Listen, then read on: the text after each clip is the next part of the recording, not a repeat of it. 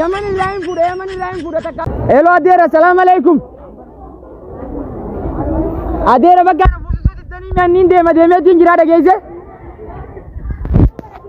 Amata saji guutuu sumaan buusu jettee bara dabrellee kabishin kan tola kee fi jaartii qabdu lammaffaa fuutee minarratti Adera. Yaman Ibrahim Fuda takka bakka hin deema Yaman Ibrahim Fuda. Miilaanin taarifa deemaan jee bakka eegana buusisuu diddaniifu. Maalittiin beeka osoo jaartii qabdanii lama namarra fuutan isin osoo amata sadi guutuu na buusaa jee isin kadhachuu jiru. Bakka karaa bishaanii tirraaniin firraa deeman suutittiin fuudhaa ofirraa araba.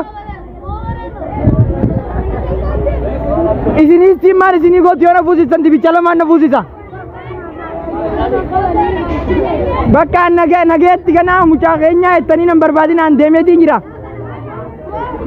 Angana araba wajjin soddaa taa'u bakka. An bakka tana booda kutee kheyritti. Dantaa